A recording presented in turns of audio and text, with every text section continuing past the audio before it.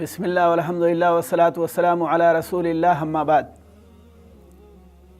محترم بھائیو اور دوستو، جمعہ کی نماز کے لیے سویرے جانے کے سلسلے میں ایک مشہور حدیث ہے، اور وہ یہ ہے: عن ابی ہریرہ ان رسول اللہ صلی اللہ علیہ وسلم قال: من اغتسل یوم الجمعة غسل الجنابہ ثم راح فکأنما قرب بدنہ، ومن راح في الساعة الثانية فكأنما قرب بقرة، ومن راح في الساعة الثالثة فكأنما قرب كبشا أقرا، ومن راح في الساعة الرابعة فكأنما قرب دجاجة، ومن راح في الساعة الخامسة فكأنما قرب بيضة، فإذا خرج الإمام حضرت الملائكة يستمعون الذكر۔ رواہ البخاری۔ 881 نمبر کی حدیث۔ ابو ہریرہ رضی اللہ عنہ سے مروی ہے کہ رسول اللہ صلی اللہ علیہ وسلم نے فرمایا: من اغتسل یوم الجمعة غسل الجنابہ،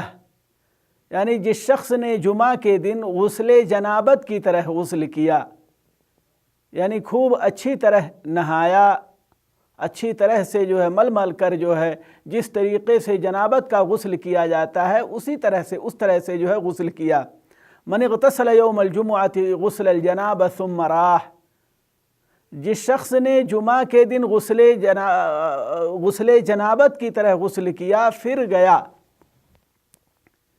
یعنی نماز جمعہ کے لیے گیا، فکأنما قرب بدنہ، تو گویا کہ اس نے اللہ کی راہ میں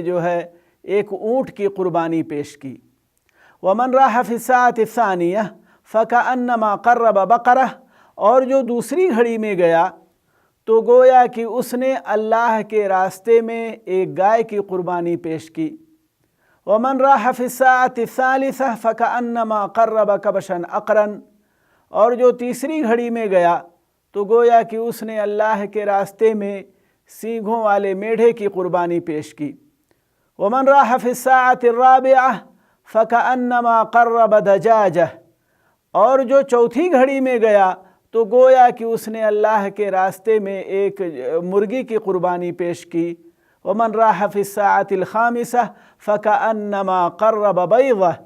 اور جو پانچویں گھڑی میں گیا تو گویا کہ اس نے اللہ کے راستے میں ایک انڈے کا صدقہ پیش کیا۔ فَإِذَا خَرَجَ الْإِمَامُ حَضَرَتِ الْمَلَائِكَةُ يَسْتَمِعُونَ الذِّكْرَ،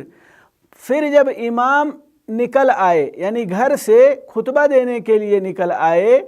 تو فرشتے مسجد میں حاضر ہو جاتے ہیں اور غور سے ذکر یعنی خطبہ سننے لگتے ہیں۔ تو میرے بھائی اور دوستو، جمعہ کے دن پہلے جانے کی بہت بڑی فضیلت ہے، جیسا کہ آپ نے سنا، اور جو ان پانچوں گھڑیوں میں نہیں آتا ہے، صرف جمعہ کی نماز میں شامل ہوتا ہے، تو وہ سویرے جانے کی فضیلت سے محروم رہے گا، لیکن اس کو جمعہ کا ثواب ملے گا۔ ایک اور بات یہاں یاد رکھیں، یہ جو بخاری کی جو حدیث ہے اس میں 5 گھڑیاں بتائی گئی ہیں، تو ان کی ابتدا کہاں سے ہوتی ہے اور انتہا کہاں سے ہوتی؟ تو بہرحال جس چیز کی طرف علماء گئے ہیں وہ یہ ہے کہ یہ گھڑیاں طلوع آفتاب سے شروع ہوتی ہیں، یعنی آدمی اگر ان کو 5 اوقات میں تقسیم کرنا چاہے تو وہ سورج طلوع ہونے کے بعد سے لے کر کے دوسری اذان ہونے تک کے بیچ کا جو وقت ہے اس کو 5 حصوں میں تقسیم کرے،